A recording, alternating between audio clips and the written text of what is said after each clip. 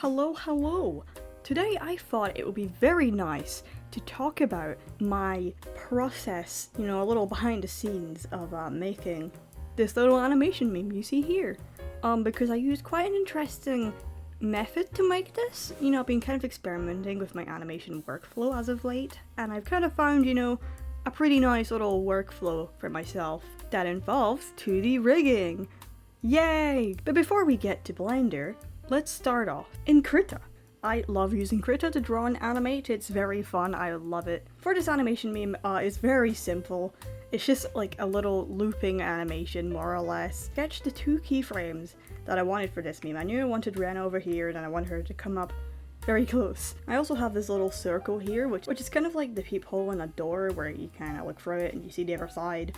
And I wanted to make sure Rena can kind of fit through here, and she kind of does, so, And basically for this animation, I painted a little background that barely gets seen. I like this background. Yeah, just a very simple background of just some trees. I painted, a little bit of the ground. You don't really see much of this. It's all blurred because I want the focus to be on the character. But it's just kind of there. All of this is sketched out. And basically, once all of this is sketched out, I take everything to Blender. And using my sketch I made in Krita as a reference, I start to draw out all the different parts of this character in different grease pencil objects. If I click around, you can see that I can move it all around, move her arm around. And basically, you might be wondering, hey, why don't you just draw the character in Krita and import all the separate parts into Blender? Well, I've done that before, and it's a pretty cool method, it definitely has its place. I kind of want to get more accustomed to grease pencil. It's quite unique, I'll say, compared to Krita, it has a different feel to it. And the handy dandy thing about grease pencil is that I can zoom in as much as I want and the lines don't lose quality because it's vectorized, where Krita is rasterized. So, yeah. And once all different parts of the character is all drawn out, which is very time consuming as there's also different parts to keep track of and draw out and stuff, it's a lot of work. You add an armature, moves around all the different parts of the character. Wow! Her hair can stretch quite a bit. You can move her eye around. Rigging a character is very complex because Blender is like a 3D modeling and animation software. It can do a lot of things. And it's also got a 2D animation software, which is Grease Pencil. Blender's a little tricky with 2D because it's not super quick. It's pretty tedious, not gonna lie. Sometimes I'll go for the weight painting method where I'll assign some vertices on here. If I click on her hair and I go to edit mode, you can see all these vertices. You kind of assign them to different parts of a bone.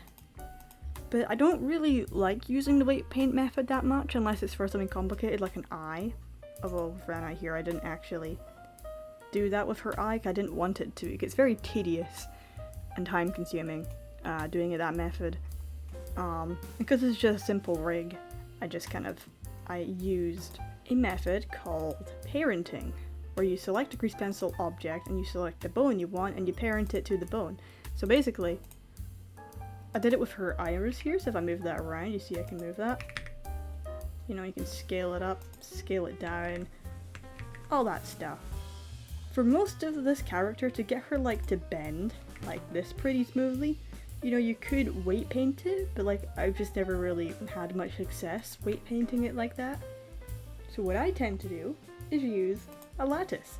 Basically, I assign points in the lattice to deform which part of the character. So you can see here how it's quite smooth. I use this for her hair as well. I use it for basically, mostly everything. See how the lattice stretches when I move her hair around? It's pretty cool. I quite like using the lattice. And it's quite tedious, it does take a few hours. This is just a very quick rig, it's not very polished. But it does what I made it to do, Oh yeah, another thing I do for the hair to make it stretch is I add bone constraints. I add a copy location bone constraint, and then from here to here I add stretch to constraint, which makes the hair very stretchy, which is very nice. And also, because it's like a 3D space, I can like stack the character. You know, I can separate all the parts like this so they don't really clip.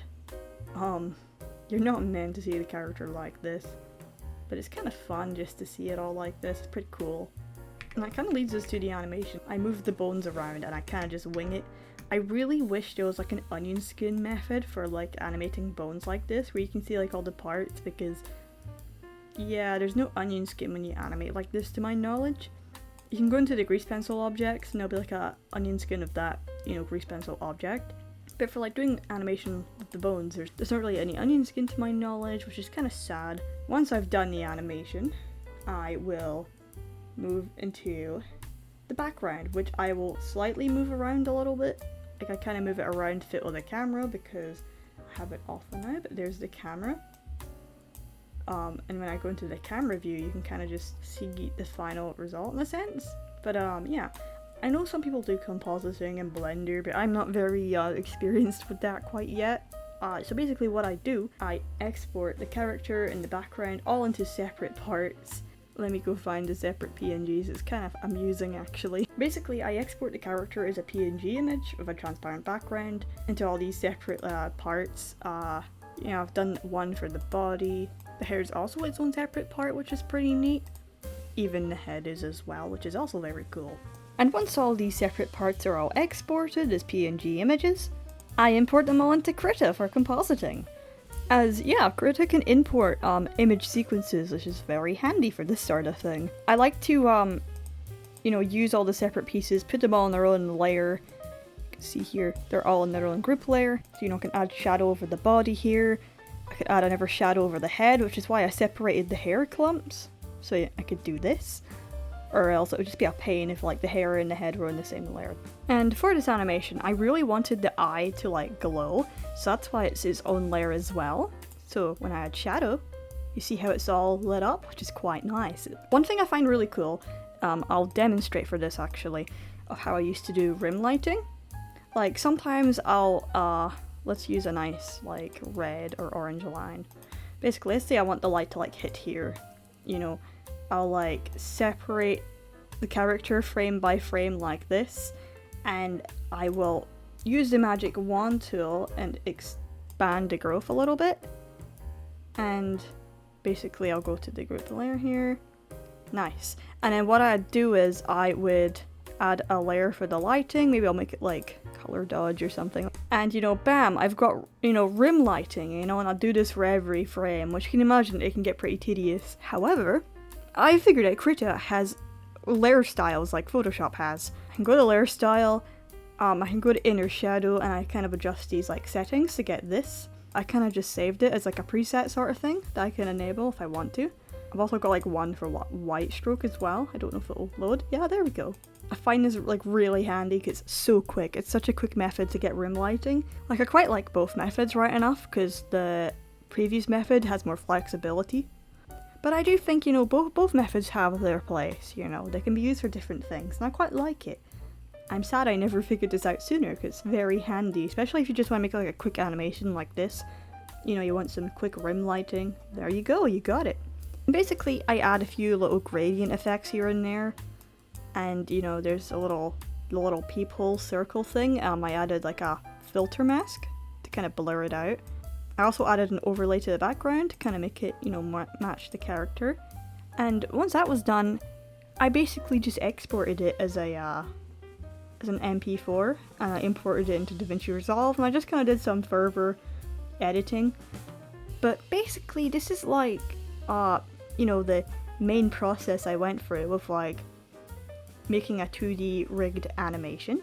And I hope to kind of bring this method more into future projects. It's quite nice to mix, you know, frame by frame and rigging, which is like a method for animation I want to try and go with in the future. I think it's really good to use like softwares, you know, find their advantages and all that, and, you know, work them both together like this with like Blender and Krita. Basically, that's just my process I went through to make this animation, and I thought I'd just share it because on a learning journey, learning 2D rigging with Blender, it's very tedious. But it's very rewarding. I like making these little projects for fun. It's great! Yay!